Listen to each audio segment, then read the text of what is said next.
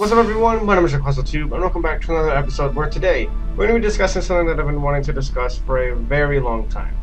With the Nintendo Switch being Nintendo's best-selling console of all time, I think it was worth mentioning that it does have a few flaws to it that I think need to be addressed. And although you've seen this video probably millions and millions of times because everybody's talking about it, I'm going to provide some solutions to this problem. And hopefully, whether you agree with me or not, you will see my point of view. The Switch, or at least the whole part of the Switch, is to let players be themselves and play whether solo or online, handheld or not handheld or docked. So it's important that the Switch should be customizable, right? Well, the issue is that it's not. Things like the Mii channel were taken out in favor of just simple plain backgrounds, and speaking of plain, there's not even any menu music that would be, recognizable, such as the Wii theme.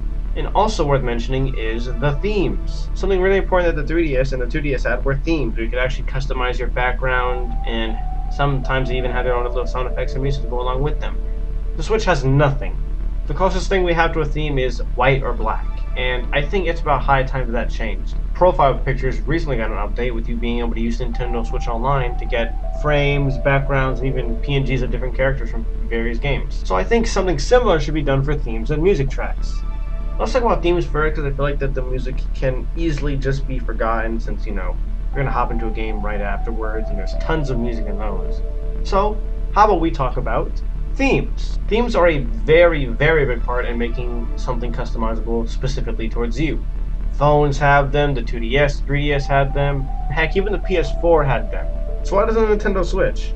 I don't really see the issue because, well, it's a super simple problem to fix. Just load up the image in the background and bada bing bada boom. And I think with the amount of customization and variety you could have would really make the Switch seem like you. I propose two different kinds of themes, or two different kinds of backgrounds. The first one is cinematic, the second is panoramic. Cinematic is your simple, stale background that doesn't move.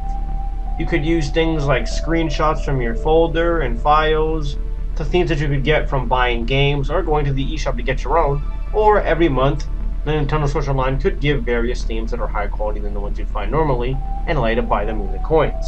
I think this is what the Switch needs. Whether you buy a game online or physically, you'd get at least one theme to go along with it. Or, if you pre-order a game, maybe it comes with an extra theme, something unique like that. Panoramic themes, on the other hand, would move when you move. For example, if you're browsing through your list of games, depending on where you go, the image would move with you. You could set a middle to see where exactly it would end, and when you move, just select your game, the background would move as well. But after 5 years, we don't even have extra colors. Isn't that kind of weird? We still have white and black. We don't even have things like red, blue, yellow, green, etc. If we could have a color wheel, I think that would be cool, but they don't even have that. Although a bit off topic, I think it would be a little bit cool to see the arcade from the 2DS and 2DS to come back. If you don't know what it is, basically this pink bunny houses arcade where you can get stickers to put around your 2DS. I think this, my friends, is amazing. Being able to put stickers, whether they're 3D, 2D, and just put them around your background or even as a slot where one of the games should be, could be really cool. All the little stickers could have their own little information attached to them too, and could even play music if you click on them. And speaking of music, I think getting music for the Switch isn't even that hard to do. You could do something similar to Super Smash Bros. Ultimate, where when you buy a game, all of its OST or soundtrack gets loaded onto the Switch, and you can play as it.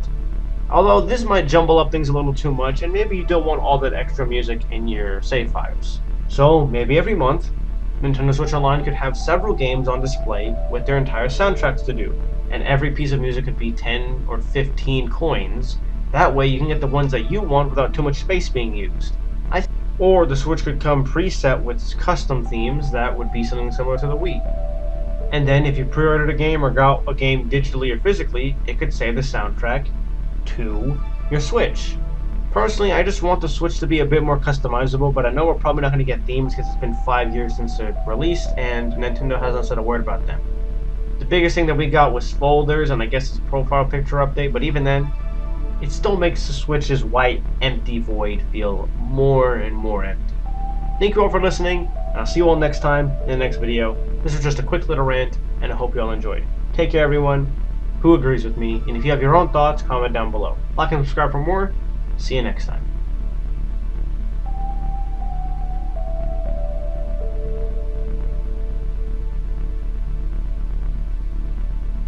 If you made it this far, pat yourself on the back because we're not done yet. This is going to be a sort of mini video, but I'm not going to release them separately.